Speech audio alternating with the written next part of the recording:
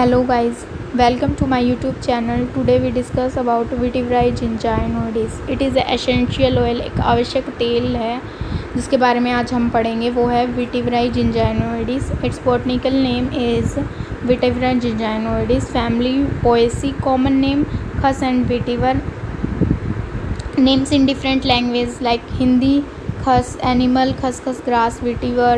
Gujarati name वालो, Marathi name वाला, Malayalam name Ramacham. Plant part use in aromatic oil extraction. वो part जो कि ऑयल को एक्सट्रैक्ट मतलब ऑयल को बाहर निकालने के काम आता है, वो कौन सा पार्ट है प्लांट का. The commercially essential oil of vetiver is obtain by distillation of roots का डिस्टिलेशन जब होता है रूट से मिलता है हमें इसका essential oil.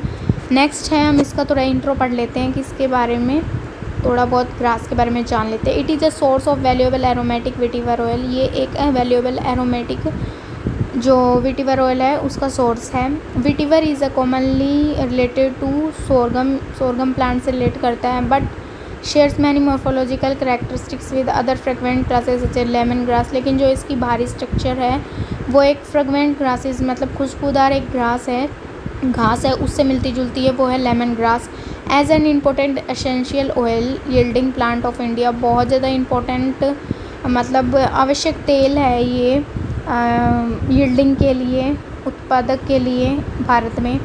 Vetiver has been grown and used in a country for several centuries. बहुत सारी सदियों से, बहुत पहले सदियों से चलता आ रहा तेल है ये, जिसको हम उगाते हैं और कल्टीवेट करते हैं. Its medicinally and commercial importance was known even in earlier stage of India civilization. कुछ दिनों पहले भी इंडियन सिविलाइजेशन में इसका यूज़ किया गया था, इसकी इम्पोर्टेंस थी वहाँ पे. The vetiver grass is a native of India. Native है ये इंडिया का grass. It is found throughout the plains and hills of India. ये जो ग्रास है ये प्लेन्स में भी पाया जाता है और हिल्स में भी पाया जाता है. कल्टीवेशन मेथड पढ़ेंगे हम इसका. तो कल्टीवेशन सबसे पहले हम देखेंगे क्लाइमेट होना चाहिए proper. Warm and humid climate की ज़रूरत होती है, मतलब गर्म क्लाइमेट होना चाहिए, गर्म मौसम होना चाहिए. It can be grow under both wet and dry in tropical condition. इसको हम सूखी और गीली कंडीशंस में भी इसको ग्रो करवा सकते हैं. Soil it can be grow in almost every kind of soil. हर टाइप की सॉइल में हम इसको ग्रो करवा सकते हैं. However light soil should be avoided as the root grown in this soil produce by a very low % of oil. इसमें क्या बताया गया है कि जो लाइट सॉइल है उसको तो अवॉइड ही किया जाए जब हम रूट ग्रोन करवा रहे हैं सॉइल में, बिकॉज उसके अंदर जो ऑयल का परसेंटेज है वो बहुत कम मिलता है. इसीलिए सो हमें वेल ड्रेन जो सैंडी लॉम सॉइल जो होती है उसको यूज़ किया जाता है रूट ग्रोन के लिए सॉइल में, क्योंकि उसके अंदर जो ऑर्गेनिक मैटर होता है वो बहुत ज़्यादा पाया जाता है और एक वो आइडल ऑफ कल्टीवेशन के तरीके से भी जानी जाती है. इसमें pH वैल्यू चाहिए हमें 8.5 to 10. And then propagation. इसका प्रोपोगेशन जो होता है वेटिवर ग्रास का वो सीड्स के द्वारा भी होता है और स्लिप्स के द्वारा भी, but slips are commonly use. Slips बहुत ज़्यादा यूज़ की जाती हैं. Land preparation and planting. Land is plugged to the depth of 20 to 25 centimetre by 2 to 3 deep plugging and remove the perennial weeds. इसमें क्या बताया गया है कि जो लैंड्स है ना उनको प्लग किया जाता है टू डेप्थ 20 to 25 सेंटीमीटर. उसमें ना मतलब लगाया जाता है अंदर की तरफ, जो हम प्लग करते हैं प्लांट्स को वो लगाई जाती है 20 से 25 सेंटीमीटर. 2 से 3 डीप प्लगिंग की जाती है. फिर उनके जो वीड्स होते हैं उनको रिमूव कर दिया जाता है. सूटेबल टाइम होता है जो प्लांटिंग के लिए वो होता है जून अगस्त. हार्वेस्टिंग कैसे होती है हमें वो जानना है. तो the roots are dugged out at 15 to 16 month after planting in next autumn. हम क्या करेंगे, रूट्स को डग करेंगे, अंदर घुसाएंगे 15 से 16 मंथ तक आफ्टर नेक्स्ट ऑटम, जब तक हमारे पास नेक्स्ट ऑटम नहीं आ जाता जब तक. इफ़ डिले, अगर वो डिले कर दिया हमने थोड़े टाइम तक के लिए, तो क्या होता है कि उसमें जो ऑयल पाया जाता है वो कम हो जाता है, उसका कंटेंट कम हो जाता है. अब जो हमने रूट डग्ड आउट किए हैं उनको सेपरेट किया जाता है अलग अलग किया जाता है, क्लीन किया जाता है, उसको ड्राई किया जाता है 7 से 10 दिन तक, शेड में रखा जाता है, छाया में, जब तक till 10% moisture remain in them, जब तक उनके अंदर 10% मॉइस्चराइजर जो है वो बच नहीं जाता। The roots are light in weight, light होती हैं, वेट में हल्की होती हैं, येलोइश कलर में पाई जाती हैं। Take 24 to 36 hour to exit all oil content, सारा तेल निकालने के लिए उनको 24 से 36 घंटे चाहिए। When charge in steam distillation under pressure, जब वो स्टीम डिस्टिलेशन के अंडर काम कर रहे हों। नेक्स्ट है यील्डिंग। यील्डिंग कैसे होती है इसकी? 5 to 7 tons hectares of root which on distillation yield 15 to 16 kilogram of oil. 5 से 7 टन या हेक्टेयर रूट्स होते हैं जो उनका डिस्टिलेशन करते हैं, तो हमें 15 से 16 ग्राम जो किलोग्राम तेल मिलता है उसके यील्डिंग के बाद।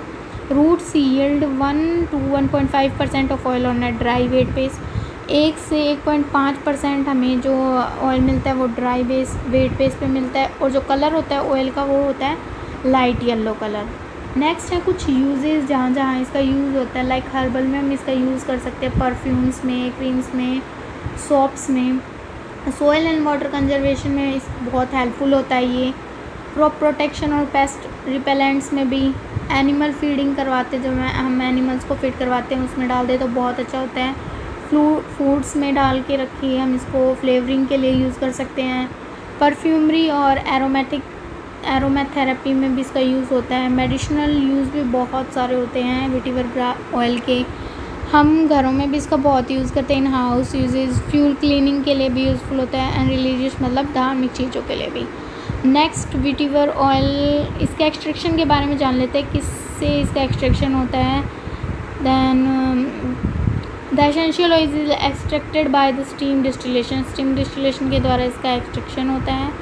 From chopped, dried and chopped root and rootless, या तो चॉप्ड मतलब छोटे छोटे पार्ट्स में, ड्राई सुखा के उन रूट्स को, ऐसे करके स्टीम डिस्टिलेशन के द्वारा हम एसेंशियल ऑयल को निकालते हैं। One of the most earthliest essential oil, बहुत इंपॉर्टेंट एसेंशियल ऑयल है जो कि अर्थ से जुड़ा हुआ है। Use when you are over using your brain और मेंटल कैपेसिटी, और when you sleep feel spaced out. कहने का मतलब है कि हम इस तेल का जब यूज़ कर सकते हैं जब हमें ओवर यूज़ कर रखा हो, हमने अपने ब्रेन का बहुत ज़्यादा ब्रेन में दिक्कत हो रखी हो। मेंटल कैपेसिटी जो होती है उसको स्टेबल करने के लिए, या फिर हमें चिड़चिड़ापन हो जाता है, मतलब मन नहीं लगता ऐसा कुछ, तो हम इस तेल का, इस जो ऑयल है इसका हम यूज़ कर सकते हैं। It is a wonderful anti stress oil, एक वंडरफुल एंटी स्ट्रेस ऑयल है, इससे स्ट्रेस भी कम होता है। And strengthener when the body is depleted, मतलब कहने का मतलब जब हमारी बॉडी कमज़ोर पड़ जाती है, वीक पड़ जाती है, तो हमें ये स्ट्रेंथ भी प्रोवाइड करवाता है। पॉसिबल यूजेस हैं कुछ, like एक्न्स, cut, depression, muscular एक्न्स, oily skin, sleepiness और स्ट्रेस। जब हमें कहीं कट वगैरह हो जाता है जब हम इसका यूज़ कर सकते हैं डिप्रेशन के टाइम। मस्कुलर एक्न मतलब मसल्स में हमारे पेन हो रहा हो जब। ऑयली स्किन्स पे भी ये बहुत यूज़फुल होता है। और स्लीपनेस एक डिजीज़ है जिसमें बहुत यूज़फुल होता है ये, और स्ट्रेस भी कम करता है। Thank you so much, I hope आप सबको पसंद आई होगी, एंड प्लीज़ लाइक करें, शेयर करें और मेरे चैनल को सब्सक्राइब कर दें। Thank you so much.